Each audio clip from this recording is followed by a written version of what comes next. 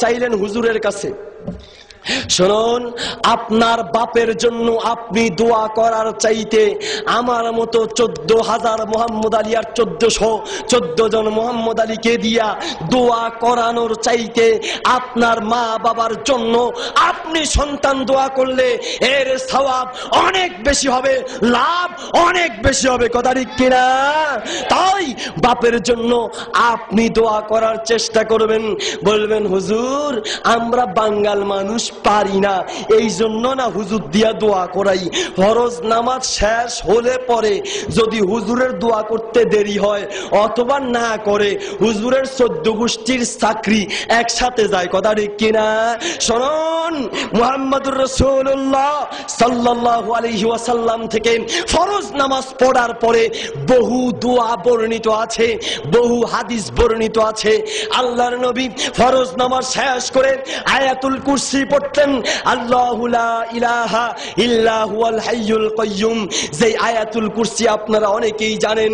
আল্লাহর নবী বলেন, যে ব্যক্তি ফরজ নামাজের পরে এই আয়াতুল কুরসি পাঠ করবে ওই ব্যক্তির মাঝে আর জান্নাতের মাঝে পার্থক্য থাকবে শুধু মৃত্যু। মরলেই পরে আল্লাহর জান্নাত পাবে। সুবহানাল্লাহ। সম্মানিত উপস্থিতি, এরকম 37টার উপরে দোয়া আল্লাহর নবী থেকে বর্ণিত আছে। ফরজ নামাজের পরে আমরা সব দোয়াকে শেষ $1 লগে। ফরজ নামাজ শেষ হলে ইমাম সাহেব হাত তুলবেন, আপনিও হাত তুলবেন। হাত তোলার পরে আপনি তো কিছু বলেন নাই, হুজুরে বলছে আপনি $1 দিয়া শেষ। অথচ আল্লাহর নবীর পক্ষ থেকে বহু দোয়া বর্ণিত আছে। ওই দোয়াগুলো করলেন না, হুজুর বাঙাল মানুষ পারি না, এই জন্য হুজুরের উপর দায়িত্ব দিলাম। তো ঠিক আছে, যদি এমনটাই হয় বিয়ের প্রথম রাত্রে বউয়ের মাথায় হাত দিয়ে দোয়া করতে হয় কি হয় না? জানেনও না। বিভিন্ন মাহফিলে গেলে হুজুর বউ নিয়ে বড় বিপদে আছি, আমি বউ চালামু উল্টা বউ আমারে চালায়, আমি বউ চালামু উল্টা বউ আমাকে চালায়, আমি বিয়ে করে ঘরে বউ ঢুকাইলাম না জাহান্নামের দারোগা ঢুকাইলাম, হুজুর বুঝতে পারলাম না, বড় বিপদে আছি হুজুর, কি করতে পারি বলেন তো দেখি। আপনি যে সংসারে বড় বিপদে আছেন এর বড় কারণ হচ্ছে আপনি ঘরের ভিতরে ঘর চালানোর ক্ষেত্রে আল্লাহর নবীর তরিকাকে অনুসরণ করেন নাই।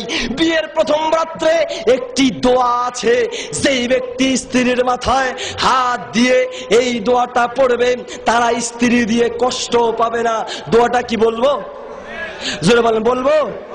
মুরব্বীরাও শুনতে চায়, মনে হয় সামনে আসা আরো দুই একটা আছে। বলছি শুনুন, আল্লাহুম্মা ইন্নী আসআলুকা খায়রাহা ওয়া খায়রা মা জাবালতাহা আলাইহি ওয়া আউযু বিকা মিন শাররিহা ওয়া শাররি মা জাবালতাহা আলাইহি। আল্লাহর নবী বলেন এই দোয়াটা যারা পড়বে তারা স্ত্রী দিয়ে কষ্ট পাবে না। বিয়ের প্রথম রাত্রে স্ত্রীর মাথায় হাত দিয়ে দোয়া পড়তে হয়। মুরব্বিরা বলবেন হুজুর বিয়ে তো করছি 30-40 বছর শেষ, এখন কোন সাউসেস দাটা আছে কিনা একটু বলেন। না, সাউসেস দার কাফারার কোনো সুযোগ নাই, এখন আল্লাহর কাছে তওবা করতে হবে। আল্লাহ যদি মাফ করে তো বাঁচলেন, না হয় বোর গুতা খাইতে খাইতে কবরে যাইতে হবে। কথা ঠিক কিনা? শুনুন, বলতে যাচ্ছি এই দোয়া বউয়ের মাথায় হাত দিয়ে করতে হয়। আপনি বলবেন হুজুর আমি তো বাঙাল মানুষ পারি না, সারা জীবন দোয়া হুজুর আপনি করেছেন, বাপ মারা গেছে দোয়া আপনি করেছেন, মা মারা গেছে দোয়া আপনি করেছেন, ফরজ নামাজের পরে দোয়া আপনি করেছেন, বিয়ের প্রথম রাত্র বউকে বাসরে ঘরে ঢুকিয়ে এসেছে, হুজুর চলেন একটু আমার বউর মাথাটা ধরে দোয়াটা পড়ে দিয়ে আসেন, দিবেন? কথা বলেন, দিবেন? তাহলে সব জায়গায় হুজুর দিয়া কাম হয় না, নিজেকে শিখতে হবে। সম্মানিত উপস্থিতি, মিশকাত শরীফের 34 নম্বর পৃষ্ঠায় আল্লাহর নবী সাল্লাল্লাহু আলাইহি সাল্লাম বলছেন তালাবুল ইলমি ফারিদাতুন আলা কুল্লি মুসলিম। প্রত্যেকটা মুসলমানের উপরে দায়িত্ব হচ্ছে তাকে দ্বীনের জ্ঞান অর্জন করতে হবে। আপনি রিকশা চালক হন, শ্রমজীবী হন, কর্মজীবী হন, যাই হন না কেন, আপনাকে ওলামায়ে কেরামের কাছে গিয়ে দ্বীনের জ্ঞান অর্জন করতে হবে। বিশেষ করে কোন কাজ করলে ঈমান থাকে, কোন কাজ করলে ঈমান চলে যায়, এই সমস্ত বিষয়ের জ্ঞান অর্জন করতে হবেই হবে। বলতে চাচ্ছিলাম মালদ্বীপ থেকে যখন আসছিলাম তখন যখন মেশিনের ভিতরে হঠাৎ আওয়াজ দিল, মনে মনে কি বলতেছি? লা ইলাহা ইল্লা আনতা সুবহানাকা ইন্নী কুনতু মিনাজ জালিমিন। আপনারাও যদি বিপদে পড়েন তখন এই দোয়াটা পড়বেন। আমাদের দেশে এটাকে বড় খতমের দোয়া বানাইছে। আপনাদের দেশে আসেনি? আসেনি?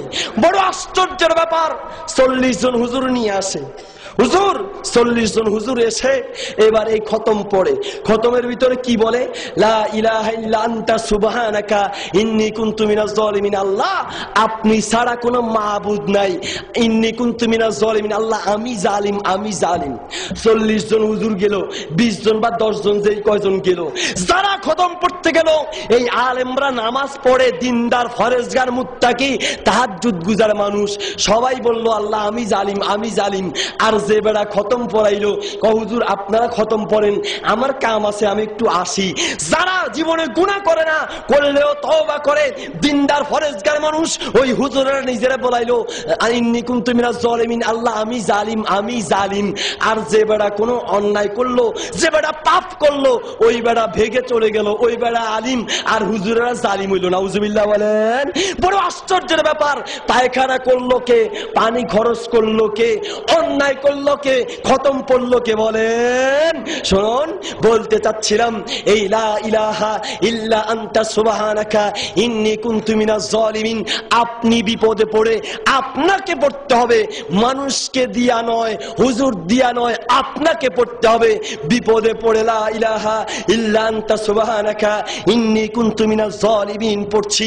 বলতে চাচ্ছি, এক দেশ থেকে আরেক দেশে যাবেন, পরীক্ষা করা হয়, যাচাই বাছাই